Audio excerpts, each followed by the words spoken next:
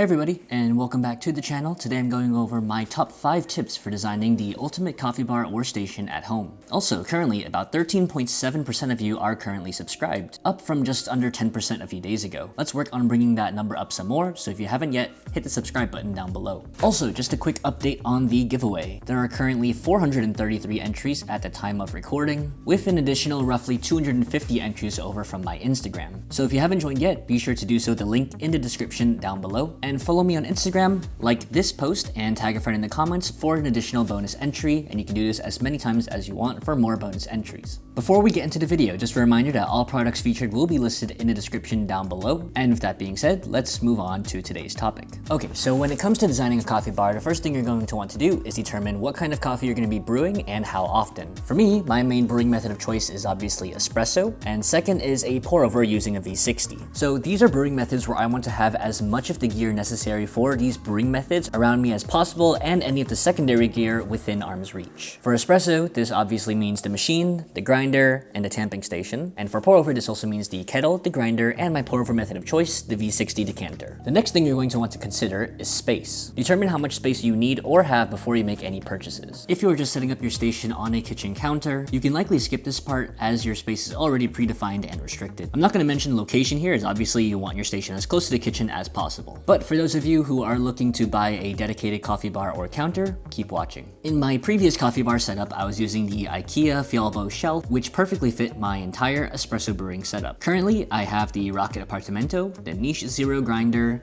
the Fellow Oat grinder, and the Fellow Stag EKG kettle as the primary tools that I want readily available. In addition to that, I would say that you're going to want roughly a foot or 30 centimeters of space for your tamping station for espresso. So to determine exactly how much space you need, first let's add up the widths of each of the items that you want on top of your bar or counter. Then add in another roughly a foot or 30 centimeters for the tamping area. And of course, don't forget to take into account any other things you might want, like how you're going to store your beans or any props or pieces of decor that you want to add to your coffee bar. This is now going to be your minimum length when you're looking to buy a bar or counter. To determine what depth you need, you can either measure the equipment you already have, or if you don't have it yet, you can go and take the measurement from online of the depth of the biggest product that you will be owning. In my case, it's obviously the Rocket Apartamento, but if you recall from my previous video comparing the Rocket to the Gaggia, the Rocket itself sits on 4 rubber feet that are actually a little bit shallower than the depth of the machine by itself. So for me, I'm going to need a minimum of roughly 14 inches. And the last variable to consider before purchasing a coffee bar or a counter is height. Back when I had the IKEA Fialbo as my main unit, it was a little bit taller than the current counter I'm using.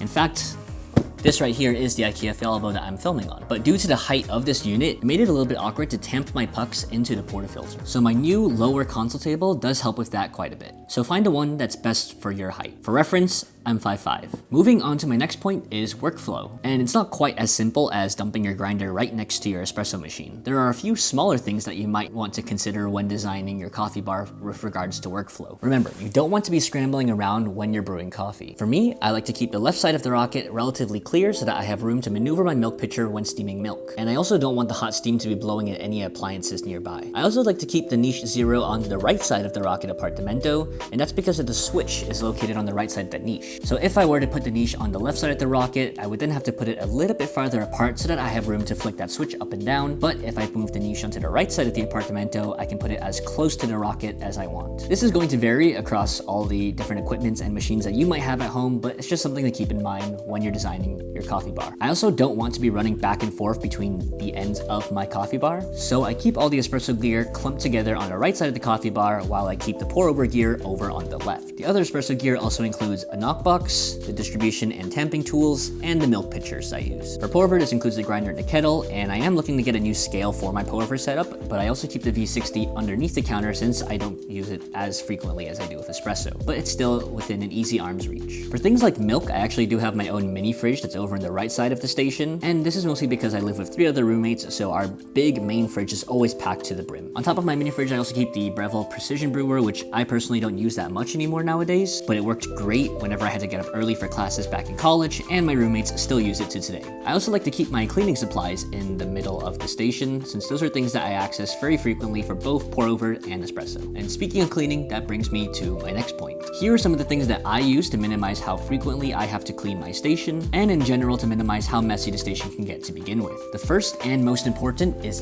getting a rubber bar mat. Find one that fits nicely to the size of your coffee bar or counter that you have or will be purchasing. And on top of the mat, I keep my grinder, my knockbox, my tamping tools, and my milk pitchers. The idea here is to keep anything related to the coffee grounds centralized into the same area to kind of minimize the mess that might occur. And when this does get messy, all I have to do is remove the items on top of it and throw the mat into the sink, give it a quick rinse, dry it off, and it's good to go. In 2 small mason jars, I also keep one full of some tasting spoons and the other with some cleaning brushes. I have 2 espresso brushes that I use for cleaning out the portafilters after it's been used, and 1 brush for cleaning the group head of the Rocket Apartamento. I also like to keep a stack of microfiber towels nearby, and these are 100% a necessity for any coffee station or bar at home. Finally, and maybe most importantly, are aesthetics and finishing touches. If you've been following me for a while, you'll know that I really like this black and dark wood aesthetic. I even customized my niche with custom English walnut. I try to maintain this consistent theme across all the products that I purchase and use, and get that matte black or black variation with wood accents when available. For a pop of color, I also like to incorporate plants into my setup because I like the earthy tones it creates when combined with the dark and wood aesthetic. And I think the only other color really present on my coffee bar is the red scoop I use for my beans. I also try and maintain this theme across my glassware of choice. And I personally like to use glass instead of the typical ceramic. And yes, I know there will be some of you who will argue that you lose heat with glass.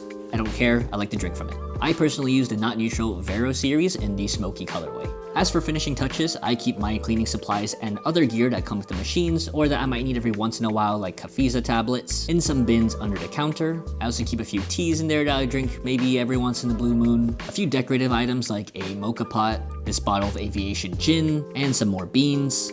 And I also like to use a square of perforated shelf liner to prevent the glassware itself from rubbing up on the metal while still allowing the heat from the machine to pass through and warm the cups up. For your own coffee station at home, you should add bits and pieces of your personality to really make it feel like your own customized and personalized coffee bar. I also like to keep Mjolnir nearby for when the Niche Zero or the Fellow Ode isn't quite cutting it, and this time I've also included a seasonal appropriate Thanos Pop Funko. Okay, and that is it. So thank you so much for watching this video. Feel free to let me know in the comment section down below. Did you agree? Are there any other tips that you would add? I'd love to see your coffee stations at home too. And if you post over on Instagram, feel free to tag me at Crispy Shots. As always, don't forget to like, subscribe, and share this video with your other coffee friends. And I will see you in the next one.